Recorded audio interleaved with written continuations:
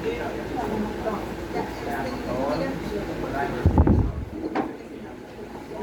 pero recién íbamos a al de motores por la presencia del título. Ya, vamos a copiar. Ver.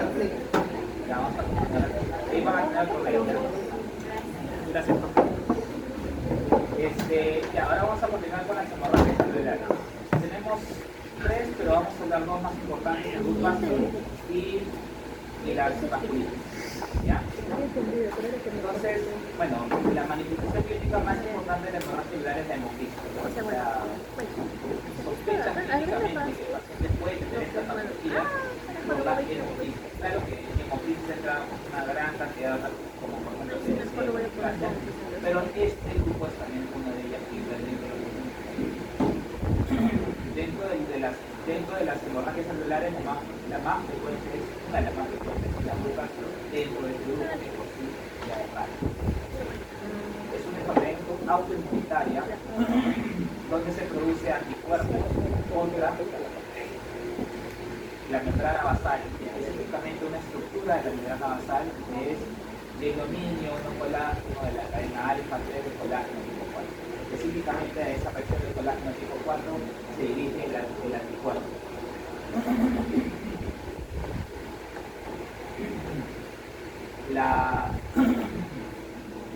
La enfermedad no solamente afecta el pulmón, sino también puede afectar al riñón. ¿Okay? Pero en este caso la del pulmón es la más importante de las importantes. Entonces vamos a ver varias características histológicas secundario a la antigua que se ha adherido a la membrana basal. Vamos a ver hemorragias dentro de los espacios celulares que tenemos acá, por ejemplo. El espacio está lleno de glóbulos rojos y también en el interior.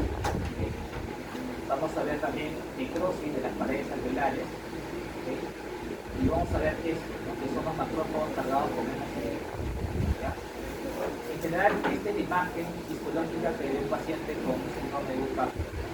Y si le hacen inmunofluorescencia, va a estar positivo de inmunofluorescencia a nivel de la membrana basal de los alveolos. Estos dos alveolos acá en la membrana basal. Cuando ya la enfermedad se hace un poco más crónica, se empieza a fibrosar el tracto de el parénquima, empiezan a haber hiperplasia de los hemocitos tipo 2 y la sangre que estaba dentro del espacio celular se empieza a organizar, o sea, como que se empieza a coagular.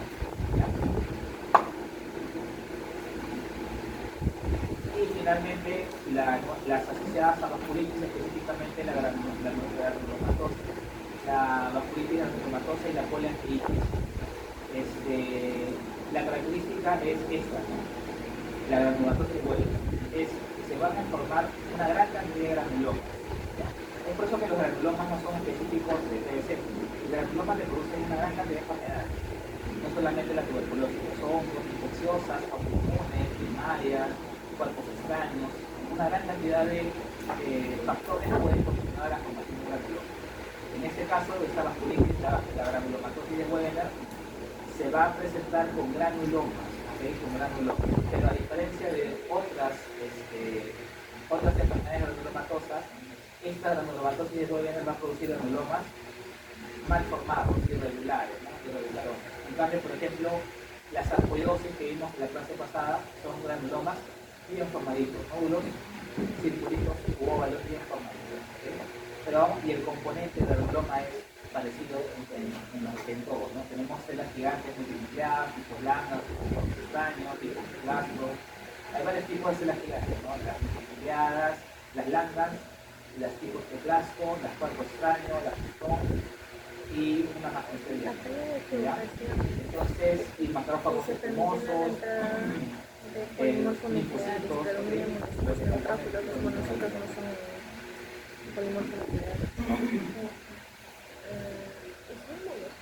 Bien, finalmente vamos a hablar sobre las neoplasias.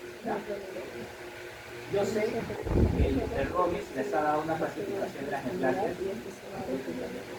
pero yo les voy a mostrar la última clasificación con la que se trabaja en el hospital, que es la clasificación de la... O sea, ¿quién le da el nombre, por lo menos a los tumores? ¿quién le dice, no sé, que se llame adenocarcinoma o carcinoma escamoso? La OMS. La OMS, la Organización Mundial de la Salud, se encarga de ponerle nombre a los neoplasias, por lo menos a las neoplasias, y tal vez algunas enfermedades neoplásicas. ¿Okay? Por lo tanto, la OMS cada cierto tiempo va cambiando la nomenclatura de las neoplasias y también las benignas. Esto en un sentido de que cada cierto tiempo empiezan a hacer nuevos estudios, en este caso moleculares, que hace que algunas neoplasias ya no pertenezcan a un grupo y más bien o se cree un nuevo grupo o un nuevo tipo de neoplasia ha nacido, o más bien neoplasias que antes estaban separadas y las unen. ¿No? Eso sucede por los estudios moleculares que están habiendo en gran cantidad en estos últimos años. La última edición del libro de la OMS que habla de neoplasias de pulmón es la quinta edición, y esa es la última que ha salido, me parece, en el 2020-2019. Es la última. Probablemente en un par de años salga la sexta edición. Pero por el momento tenemos la quinta. Entonces, este es el grupo de las neoplasias. Por lo menos las que se toca el libro, ¿no? Hay más. En pulmón hay mucho más, pero estas son las más importantes. Tenemos las epiteliales, tenemos las neuroendocrinas y tenemos las estomales. Dentro de las epiteliales tenemos las precursoras, como que las que todavía no llegan a ser neoplasias malignas, pero están en esa transición de transformarse. Tenemos dos, que es la hiperplasia adenomatosa típica y el adenocarcinoma in situ. ¿Okay? Son las precursoras. Lógicamente que primero es una hiperplasia adenomatosa típica, luego evoluciona en un carcinoma. Pero las dos entran dentro de esa categoría. Luego tenemos los adenocarcinomas ya invasivos. ¿Okay? Estas eran precursoras, todavía no invadían, estas ya son invasivas. ¿Okay? Y de estas vamos a tener varios tipos, pero principalmente el adenocarcinoma mínimamente invasivo, el adenocarcinoma no mucinoso invasivo, el adenocarcinoma mucinoso invasivo y otros menos frecuentes como el coloide, el cristal, el tipo entérico y el NOS. Pero estos dos son los más frecuentes. Estos son adenocarcinomas. Luego tenemos dentro de los epiteliales, tenemos también los de tipo escamoso, los carcinomas escamosos. Entonces, los epiteliales tenemos dos tipos, adenocarcinoma y escamoso. Ya habíamos visto el grupo de los adenocarcinomas, sus precursores y sus invasivos. Y los escamosos también tienen precursores. ¿Cuál es? El carcinoma in situ y la displasia leve moderada. ¿Okay? Y también esas son las precursoras antes de invadir. Lógicamente que primero es una displasia leve, luego es una displasia moderada, luego es una displasia severa y finalmente se transforma en un carcinoma in situ, pero aún todavía no invade el estómago, ¿okay? Todavía es no invasivo. ¿Ya? Y ya cuando invade tenemos varios tipos, porque tenemos ya menos tipos, pero tenemos el queratinizante, el no queratinizante, o si no encaja ninguno de estos, el NOS. Ahora, luego tenemos dentro de los epiteliales los indiferenciados. Estos son a los que se les conoce como carcinoma de células grandes. No sé si han escuchado, en los hospitales hay un clásico que dicen, en el pulmón hay 4 tipos de tumores. Hay el adenocarcinoma, el epidermoide, el de células grandes y el de células pequeñas. Pero eso es muy general, realmente. O sea, eso no te dice nada. Tienes que saber la clasificación de forma correcta.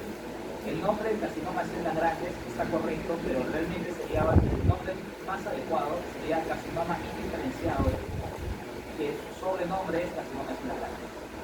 Hay que tener mucho cuidado con la nomenclatura, porque ahora, esos son los epiteliales. Ahora vamos a ver los neuroendocrinos.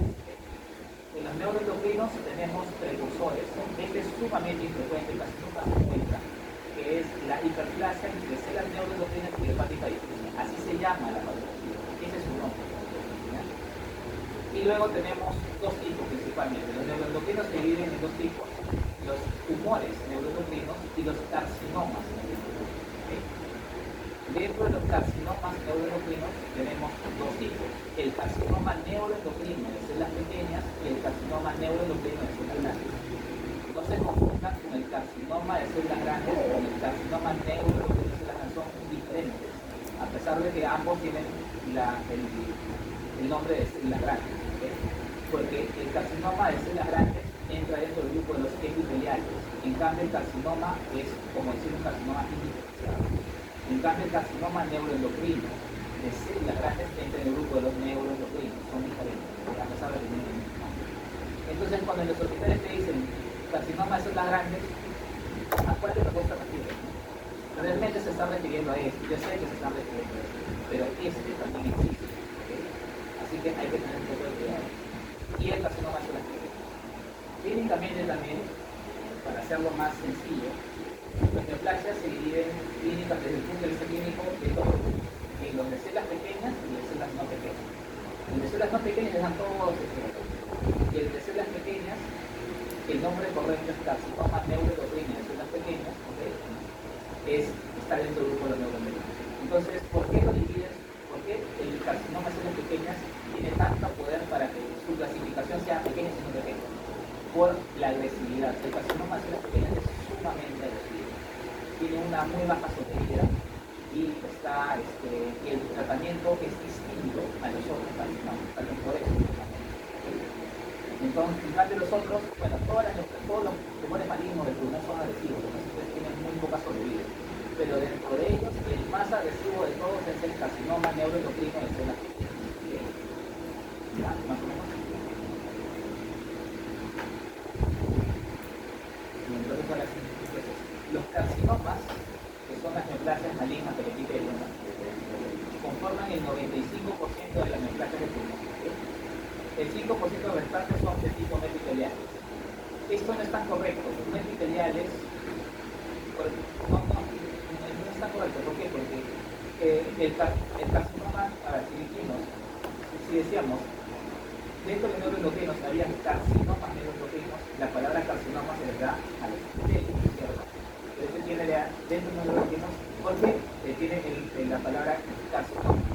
¿Por qué? Porque la célula neuroendocrina forman parte del epitelio. Tú tienes acá el epitelio respiratorio, que guardan epitelio, cilíndrico, cerebrosos, cruzados, ciliados, tiene pequeñas células calciformes, tiene células ciliadas, pero que también tiene células de reserva y también tiene células neuroendocrinas.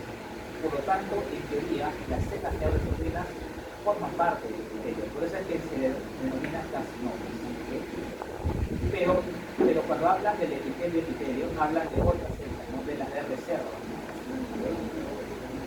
Yo sé que los nombres son bien complejos, a veces son pesados de entender.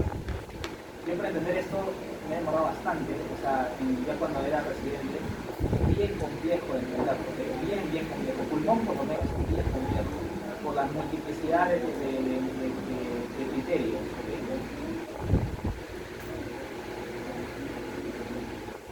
Pero en general, cuando lo entiendes, todo se hace sumamente sencillo. ¿Ya? Vamos a ir por partes. El tumor benigno más frecuente es el amartoma, ¿no? Entonces, acá, para dentro de todos estos, ¿cuál es el más frecuente? El más frecuente es el adenocarcinoma. Vamos a resolver el pulmoncito. Acá tenemos nuestro bronquio. En los hospitales también se dicen cuáles son los tumores periféricos y los centrales, también me dicen. A ver, ¿por qué los diferencia entre periféricos y centrales? Es una clasificación también muy ambigua, pero lo van a encontrar. Los periféricos, los centrales le dicen centrales porque son los que nacen del bronquio, ¿cierto? Por eso le dicen centrales. Y en neoplasia maligna nace en el bronquio escamoso. ¿Por qué? Por la metaplasia escamosa en el bronquio, displasia, carcinoma escamoso. Y el neuroendocrino, porque el bronquio está en la célula neuroendocrina. Escamoso y neuroendocrino. ¿Okay? ¿A qué me refiero con eso? Células pequeñas, ¿cierto? Porque células pequeñas es un caso más. ¿Cuáles son los periféricos? Los que se forman en la periferia del parénquima pulmonar son los adenocarcinomas y vulgarmente hablando carcinomas de la cara. Esos son los periféricos, ¿no? Y en general estos cuatro neoplasias son las más frecuentes en el pulmón. ¿Por qué los periféricos? ¿Por qué el adenocarcinoma se forma en la periferia? Porque ya lo habíamos dicho en la clase pasada. ¿Quién se encarga de renovar el epitelio celular? es el neumocito tipo 2. El neumocito tipo 2 es el que muta y es el que de mutarse se transforma malignamente en el adenocarcinoma. ¿Okay? Por lo tanto, el adenocarcinoma de pulmón es una neoplasia maligna de neumocito pulgar beta grande. Y el carcinoma es una grande porque es periférico, porque normalmente se piensa que los adenocarcinomas, cuando siguen mutando, se hacen indiferenciados y el carcinoma indiferenciado del pulmón se le conoce como carcinoma cerebral. Por eso es como que la transición de un adenocarcinoma a una transición indiferenciada. ¿No? Ahí tienen sus cuatro neoplasias más frecuentes, periféricos y centrales. Pero esto, cuando lo ves en la realidad, no se cumple siempre. Hay carcinomas escamosos que son periféricos y hay adenocarcinomas que tranquilamente son centrales. Así que, pero eso es lo que enseñan. Espero que ya haya cambiado. Así me enseñaron cuando enviaron. Y yo como poquito la realidad. Pero ya cuando lees te das cuenta que las cosas no son tan así. Bueno, es que también antiguamente la medicina era experiencia, no era basada en evidencia. Ahora ya como es basada en evidencia ya todo es más complejo. ¿Ya? Ahora, de todos esos cuatro, ¿cuáles son los más frecuentes? Es el adenocarcinoma. Y vamos a hablar específicamente de él, ya no que resta de hacer.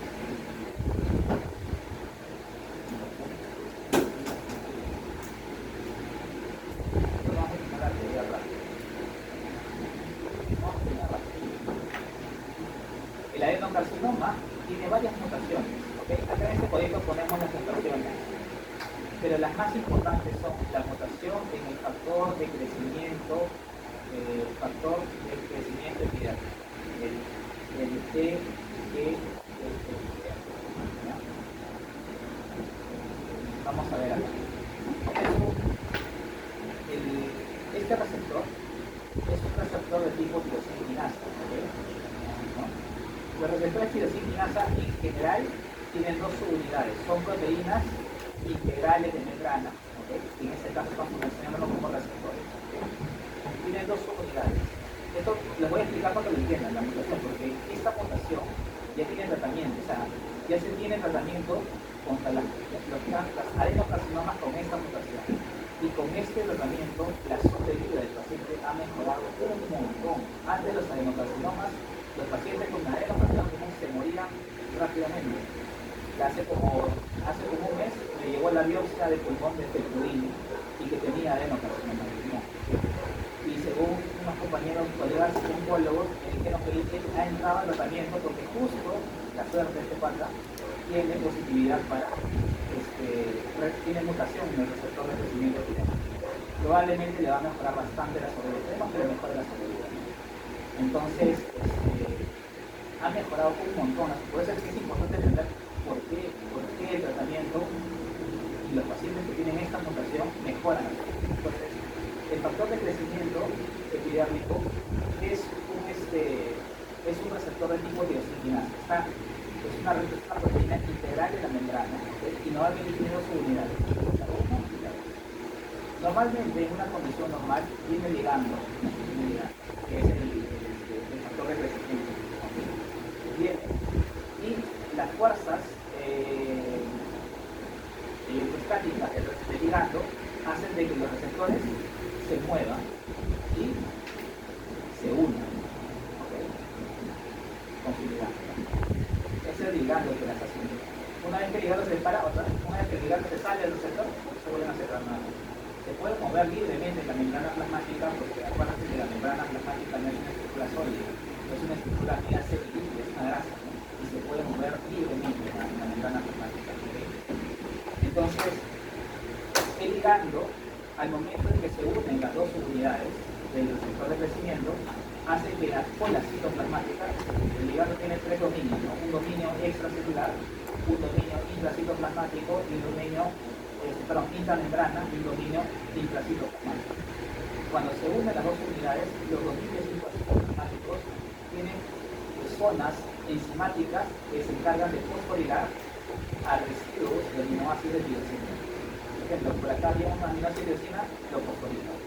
Y esto es se autocomunican entre ellos. Los dominios, las unidades se autocomunican. Esta fosfolila a esta y esta fosfolila a esta. Y así se autocomunican. Entonces, la fosforilación en los dominios citoplasmáticos del receptor de crecimiento epidérmico va a activar recién a la receptor. Y ahí se activa y ahí comienza toda la cascada que tiene. ¿Qué pasa con las pacientes que tienen una mutación en este nivel? Los dominios ya salen unidos. O sea, los dominios, las subunidades del receptor ya salen unidas. Ya no necesita ligando para poder unirse. Ya salen, ya se expresan en la membrana plasmática unidos, ambos subunidades. ¿Okay? Por lo tanto, van a salir activadas o van a estar activadas todo el tiempo de vida media que esté ese receptor en la membrana plasmática y neumocitológica. Este receptor al activarse va a producir muchos mensajes, pero uno de ellos es la mitosis y la comunicación celular. Entonces, ¿qué hacen? Inteligentemente los estudios farmacéuticos han creado un anticuerpo para que justo se una a estos tipos de proteínas ya unidas, mutadas, anómalas. Y viene el linfocito y se lo come. Es por eso que es dirigido, solamente se come a la que tiene la mutación, no se come a otra. ¿Okay? A diferencia de la quimioterapia te mata todo. Estos no. Entonces, todo esto está explicado. Si lo quieren, lo leen. Entonces está explicado por qué codón está mutado y qué aminoácidos se reemplazan por otro para que ya salgan unidos y no estén separados. También es de ayuda. Entonces, eso es de los adenocarcinomas. Otras mutaciones también que tienen mutación en KRAS, mutación en ALK también, que ya también hay tratamiento para ALK. Entonces, cuando hablamos de neoplasias, hablamos de mutaciones genéticas. Es por eso que cuando ustedes abordan neoplasias, mínimamente tienen que saber genética, ¿no? Y biología molecular es muy importante, y hasta eso se va orientando las clasificaciones actualmente y en el futuro. ¿Ya? No sé si ustedes han escuchado de que, por ejemplo, en mama hay lobulillares y locales, ¿no? La clasificación clásica. Eso ya en la propia biología. Ahora se usa la clasificación molecular, luminal A, luminal B, caso positivo, ¿entienden? O sea, ya la clasificación se va orientando a un contexto clínico. Ya no es la clasificación clásica. Y eso en las neoplasias es el crecimiento de enfermedades de tipo no neoplásica. Entonces, por ahí vas a encontrar, por ejemplo, una glomerulonefritis temprano proliferativa con mutación en la con mutación en la piel, con mutación en la piel. Y así se lo van a tener que aplicar. Bueno, así es la liga. Entonces, esto es uno de los grandes logros, igual que el trastorno en mama, pues. Pero bueno, igual se mueve, ¿no? Pero tiene más sobrevida, mucho más sobrevida. Entonces, una adenocarcinoma normalmente puede ser una masa nodular, ¿no? Tiene una coloración media blanquecina, y luego puede ver también satélites. ¿Por qué? Porque como el carcinoma se origina en el alveolo, por el linfocito y todo, por las vías aéreas las células se pueden desprender y pueden implantarse en otros lados. Es como una satelitosis por la vía aérea. Bien, entonces, hablando, vamos a hacer un recordario de los adenocarcinomas invasivos, teníamos los mínimamente invasivos, que no vamos a tocar esto, y luego tenemos las dos grandes ramas, que luego, claro, siguen más, pero las dos más frecuentes. Los adenocarcinomas invasivos no mucinosos y los adenocarcinomas invasivos mucinosos. De estos, el más frecuente es el no mucinoso. El no mucinoso tiene 5 patrones específicos. Tiene el patrón lepídico, tiene el patrón sólido, tiene el patrón micropapilar y tiene el patrón tubular glandular. Son 4. Si me estoy dando uno me hacen recordar. Estos, o sea, no es que exista adenocarcinoma lepídico, sino que pertenecen estos al grupo de los homocinosos. Por eso es importante saber la taxonomía, la nomenclatura de los homocinosos. Entonces, ahora vamos a hablar de ellos. El patrón lepídico, le dicen acá, este es un patrón lepídico, le dice Bueno, esta es una hiperplasia adenomatosa atípica. Ahí acá está, al etílico. ¿Por qué dice el etílico? El etílico hace referencia a cuando las mariposas se posan sobre una superficie, las alas las levantan, ¿cierto? Esa forma esa imagen se le conoce como el etílico. Y eso también produce parecido acá, ¿no? Miren acá. Esto es una hiperplasia adenomatosa atípica, pero se comporta igual que una adenocarcinoma. Miren, ¿no? Como las células están posadas así como si fuesen las alas de etílico.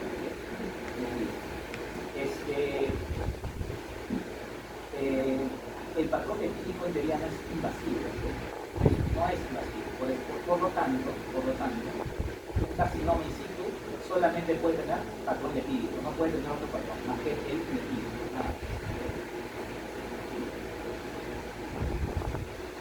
Acá tenemos el tubular. El tubular. ¿Por qué? Porque acá forma lúmenes. ¿Esto qué es? La tinción, me imagino que debe ser TTG1.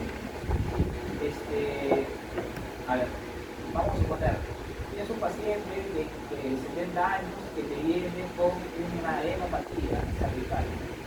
Tú le haces una biopsia de la adenopatía, ¿ya? Y yo te pongo carcinoma metastásico en el ganglio linfático. Ahora, ponte a buscar de dónde vendrá ese carcinoma, de dónde vendrá. ¿Qué haces? Le tomas tomografía, le haces resonancia, examen físico, eso le dice examen físico. Entonces, pero una forma de saber el lugar del origen es usando marcadores de inmunohistoquímica. ¿Qué marcadores de inmunohistoquímica son específicos, o bueno, un tanto específicos para adenocarcinomas no mucinosos de pulmón? Son el TTF1 y la narcina A. Que ambos son marcadores de neumocito, porque es la neoplasia. Entonces, esto, como forma túbulos, volúmenes, podría decir, se parece a un carcinoma de colon, que también tiene esa misma morfología. Pero decimos que es de pulmón porque el TTF1 está positivo, los núcleos están quitando positivos. El TTF1 es un factor de transcripción, por eso está quitando el núcleo. Y este es un patrón tubular de la adenocarcinoma no mucinoso. Vimos el epídico, del no mucinoso, ahora vemos tubular. ¿Cuál es este? Este es el tubular acinar. Este es acinar, tubular. Este es el papilar. Papilar, ¿por qué? Porque forma cores, tiene centros hidrovasculares dentro de los nidos. No forma papila. Proyecciones con centros hidrovasculares. Y este es el micropapilar. Ok, me estaba olvidando. El otro era el micropapilar. El micropapilar no tiene, son nidos sueltos, pero a diferencia del papilar que tiene pores, el micropapilar no lo tiene. ¿Okay? No va a tener. Tiene suerte, porque en la práctica ustedes no van a ver esto. El año pasado sí vimos el adenocarcinoma. Sí, ¿no? Sí le vimos el año, ¿no? Pero no, ya no va a haber eso. Porque el año pasado tenía que decir, ya, este patrón que es lepídico, micropapilar, sólido, papilar, ahora ya no vamos a ver eso, pero sí me quería decir. Y este es el sólido, ¿no? O sea, ya acá no hay estructuras, todos los alveolos, todos los alveolos están llenos de estructuras similares. Nuevamente les repito, este patrón pertenece a los adenocarcinomas no mucinosos.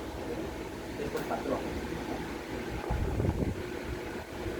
Luego tenemos el mucinoso.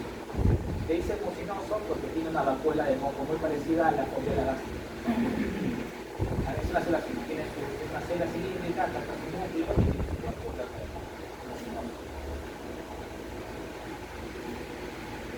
Y nos vamos a los epidermoides, ¿no? ¿Cuáles son las cremas previas? La displasia, ¿no? Primero la metaplasia. El paciente fuma metaplasia. Sigue fumando, ahora displasia leve. Esta es una displasia leve a moderada. Displasia leve a moderada. Esta es una displasia severa y esto ya es un carcinoma. Y esto ya es un carcinoma invasivo, famoso invasivo. Como les puedo repetir, mientras que los adenocarcinomas en teoría nacen más periféricamente, porque nacen de los principios y todo, los carcinomas escamosos casi en su mayoría son centrales, porque nacen del bronquio, ¿okay? Son proximales, son centrales.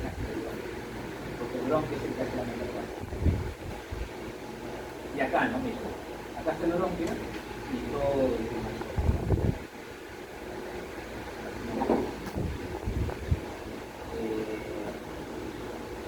Luego el carcinoma de células grandes. El carcinoma de células grandes se vendría a ser como una transformación o una progresión del adenocarcinoma. El adenocarcinoma se sigue haciendo más y más, sigue adquiriendo más mutaciones y que se transforma en un diferenciado que en el pulmón se le conoce como carcinoma de células grandes.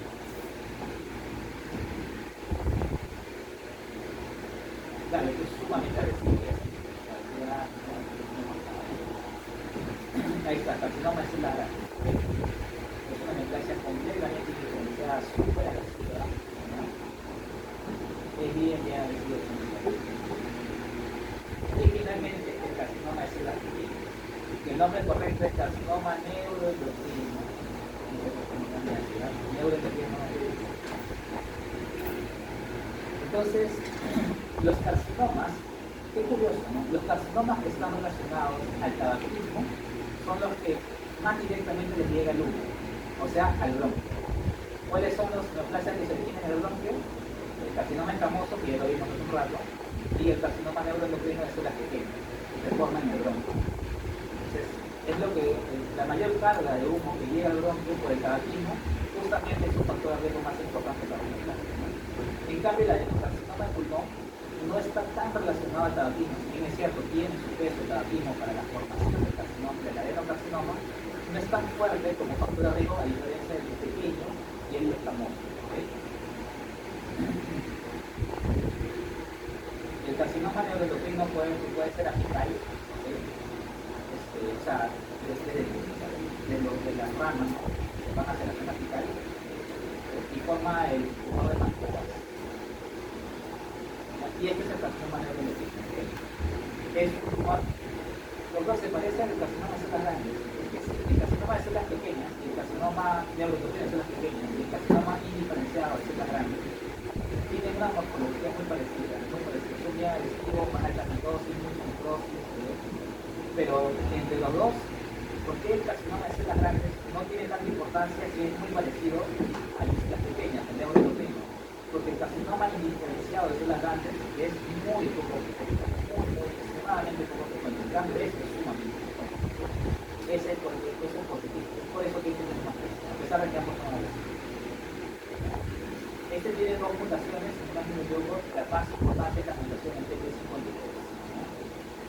¿Y qué marcadores neuroendocrinos podemos encontrar? O sea, que en inmunohistoquímica apunte cromogranina o sinaptofisina, cromogranina, sinaptofisina y CD50.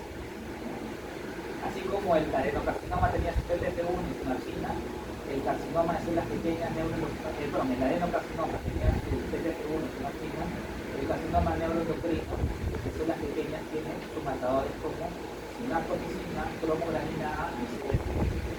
Estos pintan para eso.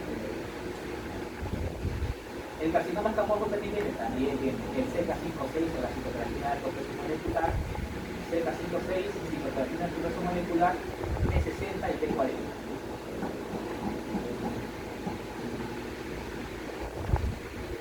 Y el carcinoma indiferenciado tendrá no tiene. Es por eso que el carcinoma indiferenciado de células grandes es un diagnóstico de descarte. En su libro lo van a leer como diagnóstico de descarte. ¿Okay? Es un descarte. Una vez que todo está en negativo, hay recién que el carcinoma indiferenciado de células grandes. No tiene eso. Bueno, habíamos visto que el carcinoma neuroendocrino de las pequeñas pertenece al grupo de carcinomas neuroendocrinos, pero también tenemos tumores neuroendocrinos. Ahí le voy a enseñar la tablita para que no se le pierda. Ya acá no hay.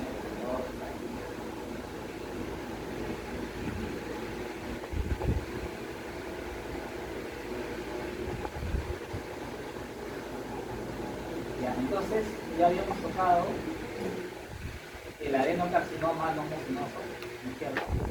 El mucinoso, ¿okay? Con sus marcadores que son T1 y marcina A. Habíamos visto el carcinoma escamoso, su marcador es CK5-6, T40 y el carcinoma neuroendocrino es P53. Eso también puede ser P53, pero la morfología es distinta, no son iguales. Ya, P53, claro, y sinaptocina, cromogranina y CD56. Ahora vamos a ver esto de acá. Porque hay unos carcinomas, ahora los tumores neuroendocrinos. Tenemos dos, el típico y el atípico. En general el atípico es un poco más agresivo. Ahora uno puede pensar, doctor, un carcinoma, un carcinoide atípico, puede evolucionar luego un carcinoma neuroendocrino porque sería su progresión. No, no progresa. A pesar de que ambos pertenecen a la misma familia de células de plaques neuroendocrinas, ambos tumores son completamente distintos. No pueden progresar, o es muy poco probable que progresen. Entonces, no puede haber esa transición de tumor neuroendocrino a carcinoma. Es teóricamente imposible. Teóricamente imposible. Bien, vamos a ver. Allá. El resumen también es, y esto de acá tenían los 4 patrones, los 5, ¿no? De típico, asignar, octubre, asignar, papilar, micropapilar, y eso también tiene la propiedad. Que pertenecen al grupo de los no fascinantes.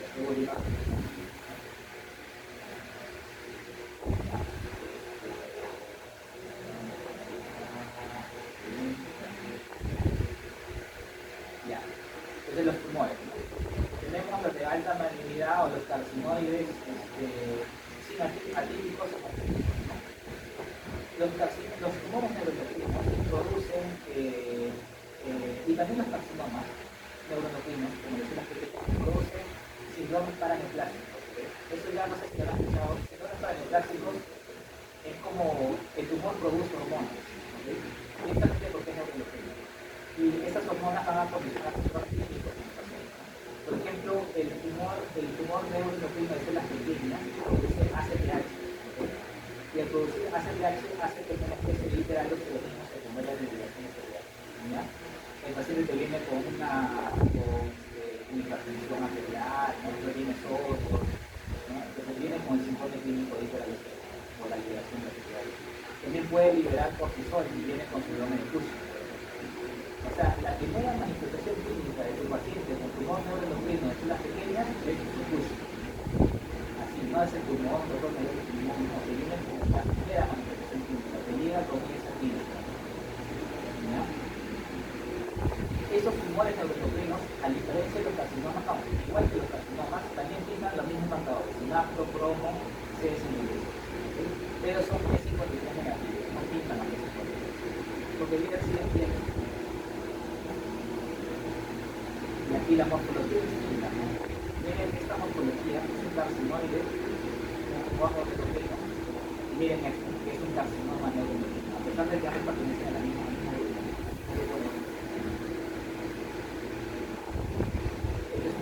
típico. La diferencia entre el atípico y el típico es la cantidad de mitógenes. ¿Okay? Y el marcador de índice proliferativo de muchos es la IC. Pero bueno, la mitosis es en general la diferencia. Se piensa que los atípicos son más agresivos, ¿no? Los tumores neuroendocrinos y los carcinomas neuroendocrinos ambos son neoplasias malignas, son neoplasias malignas. Y deben ser considerados como neoplasias malignas. Claro que el carcinoma, el tumor neuroendocrino tiene un comportamiento más lento y no tan agresivo como el carcinoma de células pequeñas, pero ambos son neoplasias malignas. Y dentro de los tumores, el atípico es más agresivo de típico, pero igual el típico puede también comportarse como una neoplasia leve. Y ya para terminar, ¿no? Ya para que se vean la actividad. Aquí es súper para 5, ¿no? Vamos a ver patologías pleurales.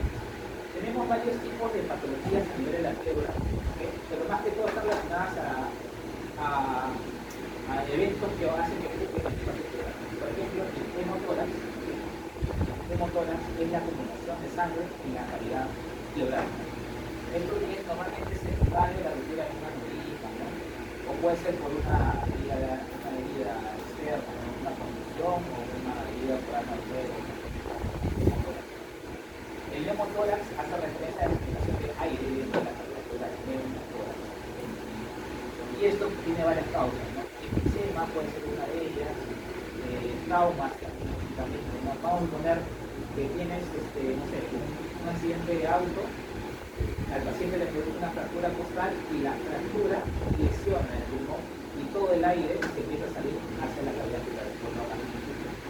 Neumotoras espontáneas, los pacientes que tienen, por ejemplo, enfisema mulosos congénitos. El siglo pasado, el año pasado, un compañero de ustedes, el año pasado, tenía una neumotora secundaria, una ruptura de, me parece que era un enfisema muloso. Nadie sabe que tienen, son sumamente esporádicos. El quirotórax es la acumulación del material como que del drenaje linfático por la obstrucción de este. Normalmente está asociado a obstrucción del conducto torácico y la obstrucción es causada casi siempre por tumores o demás. Entonces, esto, ¿no? La cavidad pleural está ocupada. Si es por sangre, neumotórax, si es por aire, neumotórax, y si es por, acá falta el líquido, ¿no? Si es por algún tipo de líquido o edema, es derrame pleural. ¿Ya? Derrame pleural. Y si es por drenaje linfático, es hipótórax. Tiene una apariencia media lechosa, ¿no? Y eso se debe a la apariencia lechosa, que es porque justo el conducto torácico está derramando todas las la absorción de los líquidos, ¿no? O sea, el drenaje de la vena cava, el hígado le manda todos los líquidos a la vía linfática y es esta medida, la corazón lechosa, glucosa, todo.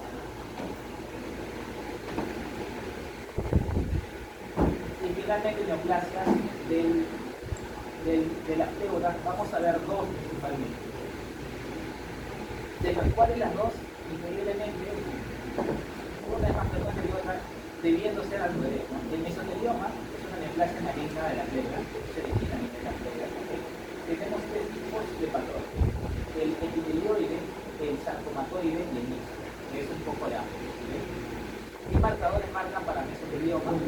Tenemos, como por ejemplo, la carretinina, tenemos el WT1 y tenemos el CK5, 6 y el D240.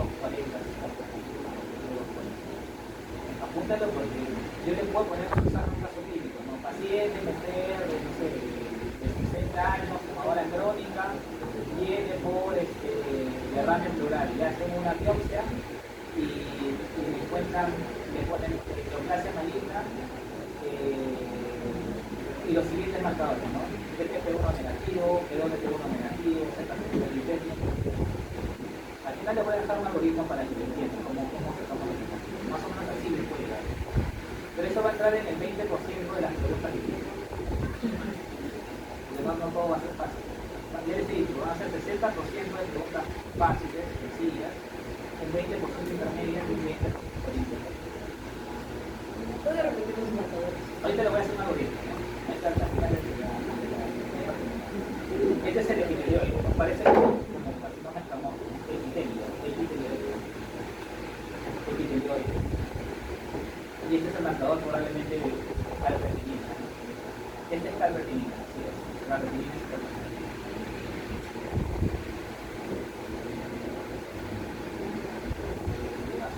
Ya.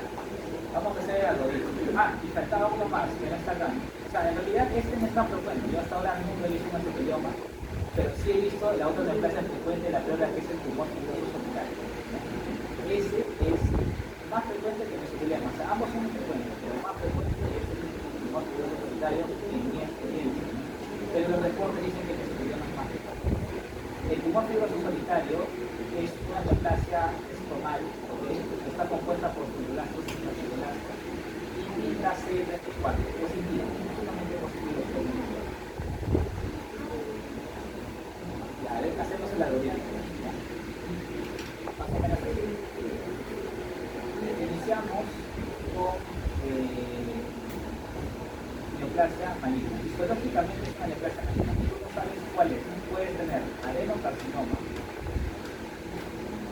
puedes tener carcinoma epidermoide, puedes tener carcinoma neuroendocrino de células pequeñas, y el menos frecuente y también el residual es el carcinoma de células grandes, o también conocido como inipolizado.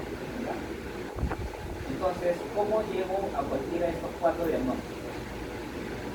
Va a depender primero del tipo de célula, pero en general los marcadores del ciclo. Si este T1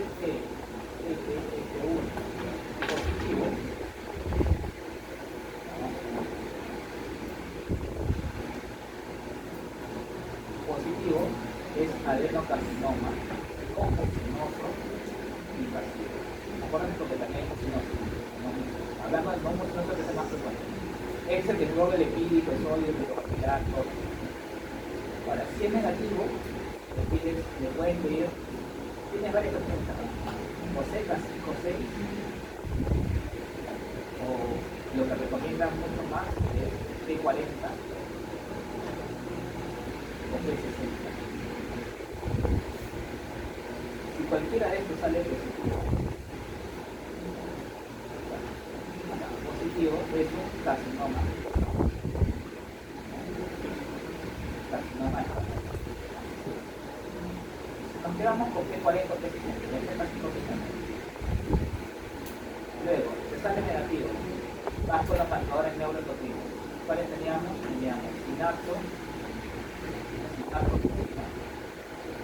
cromogranina y CD5.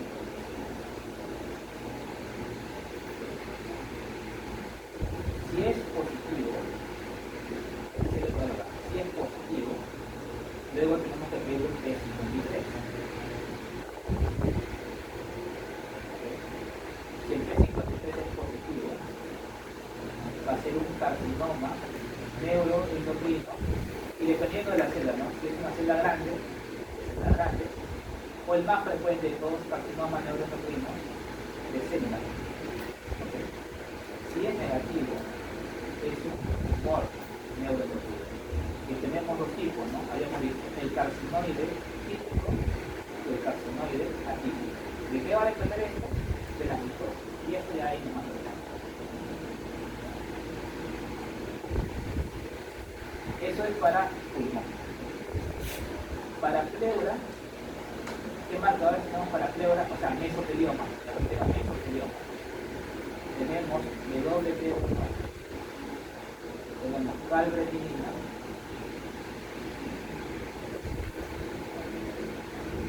y tenemos CK5-6.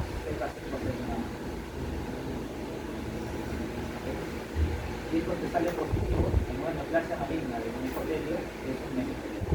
Si te sale negativo, le pides un CL24. Y si es positivo, es un tumor fibroso solitario. ¿Por qué solitario? Porque es la célula, ¿no? Entonces, más o menos así les puede llegar la célula. A ver, paciente, mujer, lo mismo, ¿no? Un ganglio cervical, carcinoma, con los siguientes marcadores positivos. Le voy a poner algunos, no sé, P40 negativo, P60 negativo, tanto negativo, C56 positivo, T1 positivo. ¿Cuáles son los diagnósticos? Ya para que se vayan familiarizando y no se facilitan cuando vayan a los hospitales, porque vienen así los internos, el doctor, ¿por qué nos quita esto? ¿No? O sea, hay algoritmos para poder hacerlo. Este es un algoritmo sumamente sencillo, ya tenemos un algoritmo más complejo todavía, pero es que nosotros usamos para llegar al diagnóstico exacto. Porque el paciente tiene que irse con su diagnóstico en la medida de lo posible, preciso y exacto. Porque eso va a depender de su pronóstico y su tratamiento. Y el algoritmo se hace mucho más complejo. Pero para fines prácticos, y de este lado, este algoritmo está sencillo, aplicable, práctico, realmente. También hay otro con CK7 y CK20. Esto te permite que saber el origen del tumor. Ya no estás pidiendo la tomografía, con eso ya sabes de dónde viene. Incluso hasta la tomografía tiene un margen en que te puede ver. Y luego de ese tamaño, si es menor de ese tamaño, ya te lo puede ver. Entonces, y acá sí te ayuda más todavía. Este es muy probable metástasis de pulmón, metástasis de mama, metástasis de estómago, de colon, de páncreas, de vías biliares, de endotelio, de vejiga, de riñón. Con ninguna específica podemos saber nada. Y también tratamiento, ¿no? Porque vamos a poner, Ya, y adenocarcinoma, ya, PP1 positivo. Luego le hicieron una inmunohistoquímica de factores, porque ya pagó factores, salió positivo. ¿Cuál es la probable tratamiento que es posible? Ahí también define, inmunohistoquímica te sirve para tres cosas. Te sirve para definir si algo es neoplásico o no neoplásico, te sirve para definir origen, cuál es el probable origen del tumor, ha nacido de la mama o del hueso, y te define para ver tratamiento o no. Tiene mucha utilidad, tiene tanta utilidad que actualmente ya casi todos los hospitales tienen un servicio de patología que tenga marcadores de inmunohistoquímica. Antes, hace 5 o 6 años era un grupo, no cualquiera, solo lo tenía, por lo menos en salud, los hospitales grandes, ¿no? Como Realidad Terminara y el Hospital Universitario Juan de Sagua. Pero ahora ya todos los hospitales lo tienen, ¿no? O sea, el hospital más, o sea, no menos complejo ni más pesado, pero hasta el hospital más periférico tiene su laboratorio de patología clínica, porque es muy necesario, ya todos se usan la gente.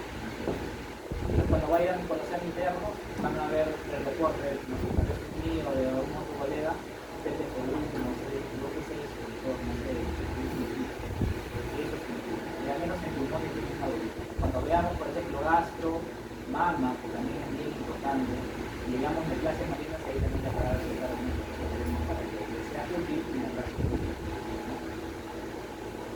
Bien chicos, ¿alguna pregunta? ¿Puedes repetirlo de Ya, no te la repito.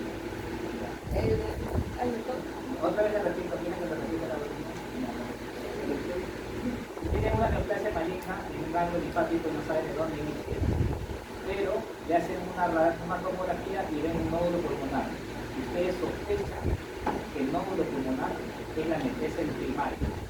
Para que tú puedas decir, pero mira, tiene una metástasis en el ganglio, tiene un tumor en el pulmón. Ya pues, es como que el caballo blanco de la persona. Entonces, pero a pesar de eso, los clínicos piden exactitud, o sea, quieren que esté confirmado la medida de lo posible, ¿no? Entonces, ¿qué me piden aquí? A pesar de que ellos sé que probablemente el tumor de la metástasis cerebral es un tumor pulmonar, ellos quieren con exactitud confirmarlo con el número. Ya con eso está cerrada esa carpeta. Entonces, ¿qué hacemos? Pedimos este algoritmo que me vuelvo a repetir es sencillo, pero para qué me captura esta hora. TTF1. Si el TTF1 es positivo, ya es un adenocarcinoma no mucinoso invasivo. Ahí ya estamos, el tipo, sólido, el tipo particular, todo lo demás. Si es negativo, le pedimos T40 o T60. Si T40 o T60 es positivo, es un carcinoma. Es negativo, allá, es negativo. Le pedimos otro más, ¿no? Sinapto, cromo y CD56. Si cualquiera de los tres es negativo, no es necesario que sean los tres, sino cualquiera de los tres es positivo, vamos a ver, ya sabemos que es una neoplasia neuroendocrina, pero acá le tenemos que pedir P53. Si el P53 es positivo,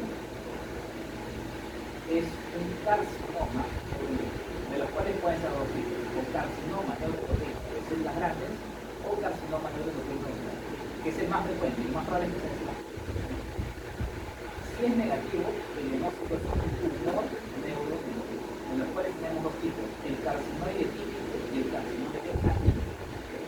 Ambos, y la diferencia entre atípico y típico es la cantidad de mitosis, eso ya no le voy a preguntar porque es mucho.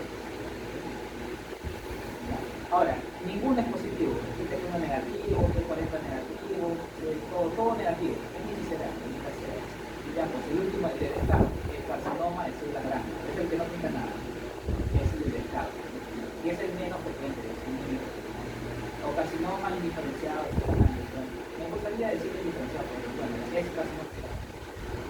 Ahora, si están sospechando que es de plebe, ¿no? Sospechoso de una superior, ¿qué le piden? WT1, calretinina o C-carcinoma. Cualquiera de estos tres que tenga positivo en esto. Idealmente pedimos los tres, ¿okay? Idealmente pedimos los tres. Y si es negativo, C34, porque el otro tumor que puede ser fibra es el tumor fibrocelular. C34. Entonces, y ahora si alguna pregunta, alguna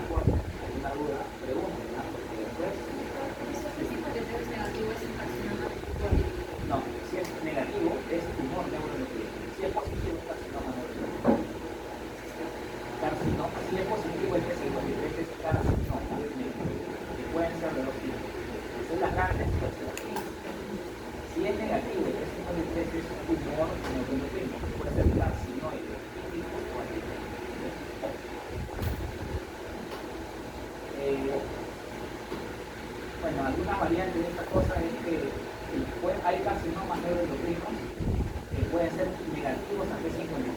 Y uy, ahí la cosa se pone bien. Ahí sí tenemos que votar con cosas más complejas. Pero normalmente los carcinomas neuroendocrinos son positivos, tienen mutaciones en P53. Por eso que P53 se convierte al fin y al cabo un marcador para discriminar entre los carcinomas y otros. Por eso se los pongo. No, si no, no sé. ¿Ya? ¿Alguna otra pregunta? ¿Algún aporte? ¿Alguna duda?